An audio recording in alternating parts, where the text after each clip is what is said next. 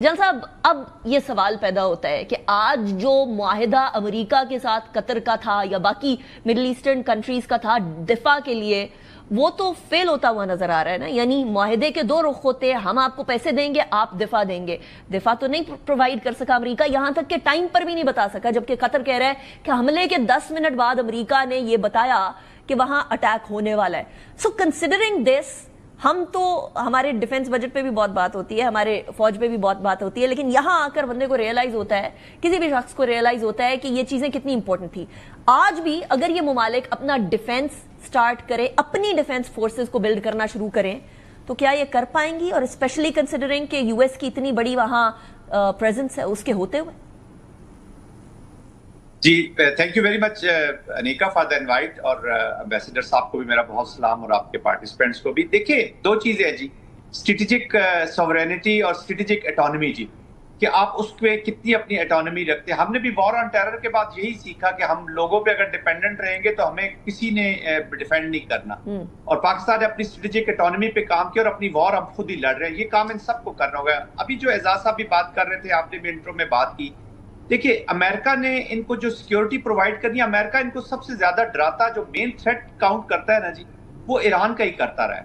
ایران کا ایک خوف ان سٹیٹس کے اندر، عرب ممالک کے اندر بھی. اس کے دو وجوہات ہیں، ایک تو ان سے ڈراتا بھی رہا، پاس میں تھوڑی سی چیزیں ہوئی بھی ہیں، ایسے ایشوز بھی ہیں، وارز بھی ہوئی ہیں، عراق ایران کا ہم نے دیکھ لیا، تو اسی کو ایکسپلائٹ کر کے ان کو، وہ کہتے ہیں نا، ان کو نچوڑا جا رہا ہے جی، ان سے پیسے لیے جا رہے ہیں. جب بھی they create an environment for the Arab world، اس کو ایک تھریٹ کے طور پر پیش کرتے ہیں، اور پھر اپنا جو ملٹری کمپلیکس کے جو ایکسٹینشن ہے یا ان کی جو آبجیکٹیوز ہے اس کو اچیو کرتے ہیں.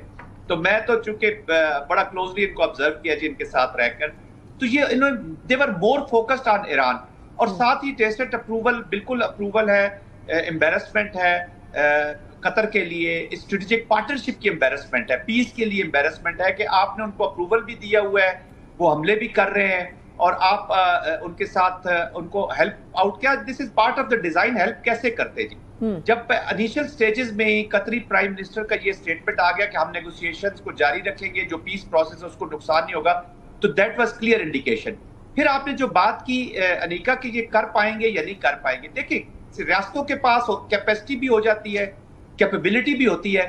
موسٹ امپورٹنٹ تھنگ از کہ ول بھی ہے کہ نہیں، کہ وہ آلٹر چیزوں کو کرنا بھی چاہتے ہیں. تو آئی تھنک یہاں capacity capability is not a big issue. In Arab countries کے لیے بھی ایشو نہیں ہونا چاہیے. جان صاحب، اس اٹیک کے بعد بھی ول نہیں آئے گی؟ یعنی یہاں تو سعودیہ کی طرف سے بھی سٹیٹمنٹس آ گئی، مختلف عرب ممالک کی طرف سے بھی سٹیٹمنٹس آئی.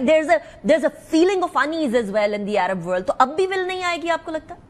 آئی تھنک شاہ سلمان نے جو اسٹیٹمنٹ دی ہے بڑی ہارڈ اسٹیٹمنٹ ہے، جو یہاں پر سپیچز کی گئی. دیکھیں نا، قطر سے زیادہ یہ تو جو باقی عرب ورلڈ کی، جب عرب سے یا مسلمان ممالک سے آئی ہیں، اس سے زیادہ تو بہتر سٹیٹمنٹ میرے خیال میں یو کے نے وہاں پہ سیکیورٹی کونسل میں دے دی تھی. تو سٹیٹمنٹ سے تو بات نہیں بنے گی، فزیکلی ایکشن کیا لیتے ہیں اور امیڈیٹلی ایکشن کیا لیتے ہیں. لیکن آج اگر آپ اس پہ قطر کمپرومائز کرے گا تو میں آج آپ کو لکھ کے دیتا ہوں کہ یہ تو اور بڑھے گا کام. اور اگر گریٹر اسرائیل کی اپلیکیشن ہے تو یہ تو ابھی ویلی میں جائیں گے، سعودیہ کی طرف آئیں گے، یہ تو رکنے والے نہیں ہیں. And that is on.